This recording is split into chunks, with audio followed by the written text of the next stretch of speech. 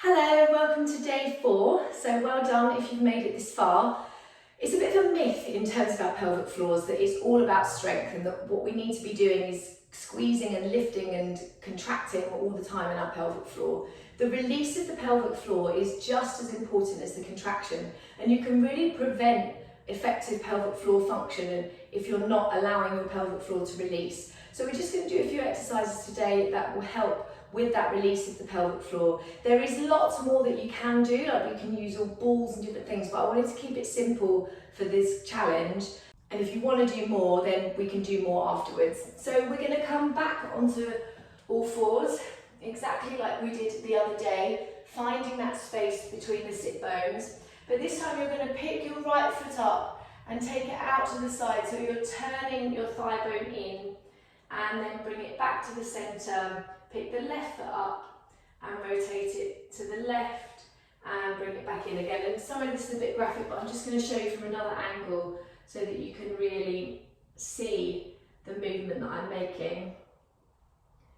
And then again, as always, you can coordinate that with the breath. So you inhale as you take the leg out and find that little stretch of the pelvic floor, and exhale to bring it back again.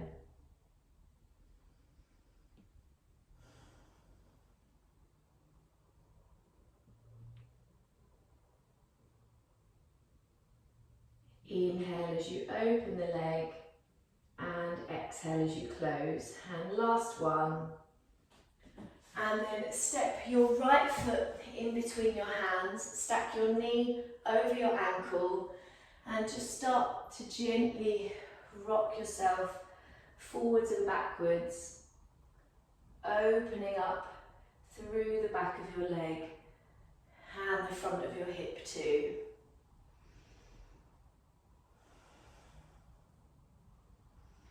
So tight hamstrings, and this is, all of each day I've kind of had a bit of a theme for the day, but it all does feed together because tight hamstrings impact your posture, impact the position of your pelvis.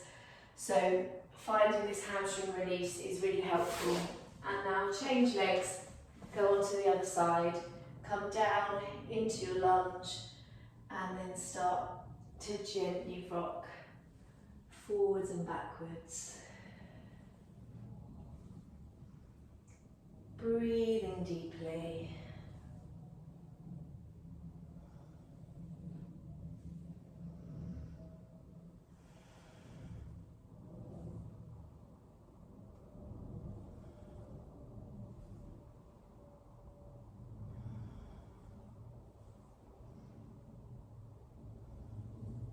And then make your way around onto your back. Now, it can be helpful if you know you've got a lot of stuff going on in your core to reduce the pressure as you get on and off the floor, to come down via your side and then roll onto your back. It's not essential for everybody. And then cross your right ankle over your left knee, hug your left leg in towards your chest and breathe there. And again, I'm just going to show you from another angle in case anyone isn't quite following.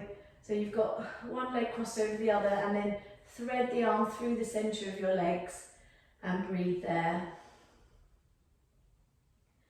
Send your breath down into your lower back.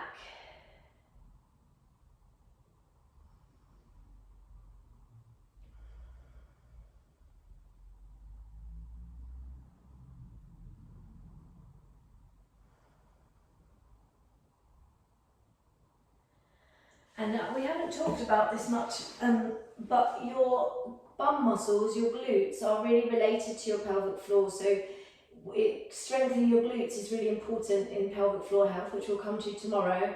But releasing them is as well, because again, if they're too tight and there's no movement there, then you won't get effective contraction.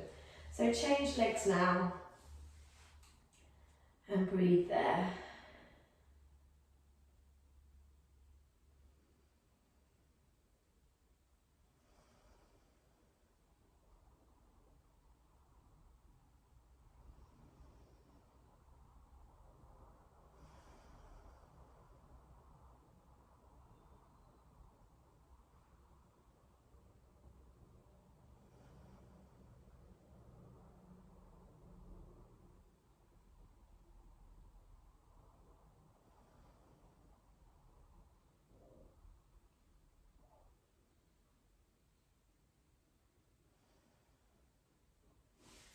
And then hug both knees into your chest and gently circle the legs in the hip sockets there. So one knee in each hand, hug the knees in towards you, open them out to the side. And sometimes it can feel quite nice just to hold it there and feel those inner thighs opening up. So again, listen to your body. If you want to keep moving, that's fine. If you want to find some spots where it feels like you need a bit more stretch, that's also good. And then go the other way.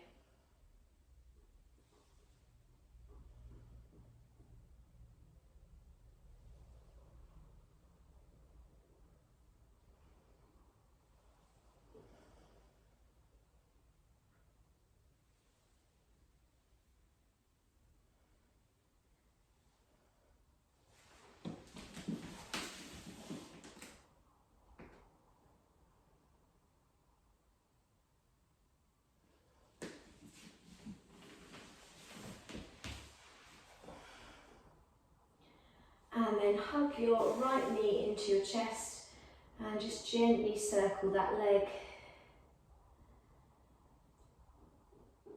So again, this is a nice psoas release. Circle the other way.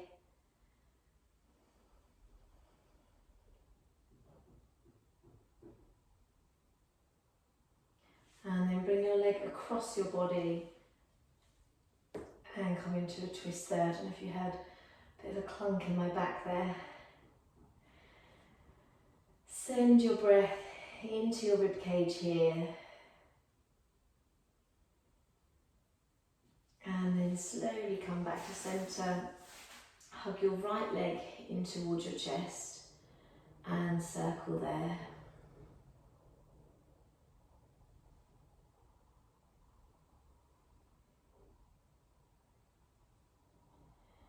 And circle the other way.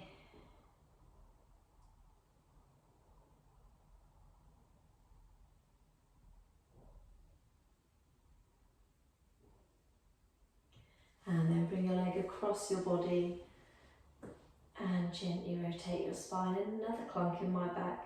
So don't worry if you get a few clicks and clunks. Again, if you've got some sticky spots, then you may well get them. It's not a bad thing. Although as you create more length and more space and reduce the sticky spots, the clunks will reduce. But I do quite a lot of sticky spot reducing and I still get them. Slowly bring your legs back to centre and then again make your way round onto all fours. This time we're going to step your right foot to the outside of your right hand. So you're coming into a deep lunge here, and then you're going to swing your sit bone, your right sit bone swings out to the side and draws back again. So inhale to open the sit bones, exhale to close them again. Inhale and exhale.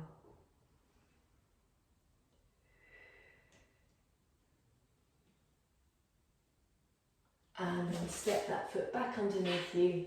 Step your left foot to the outside of your left hand and then swing your pelvis from side to side there. Inhale and exhale.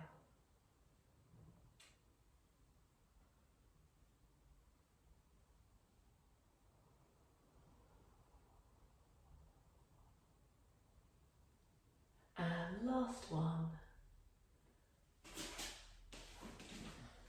And you're down. Day 4 complete.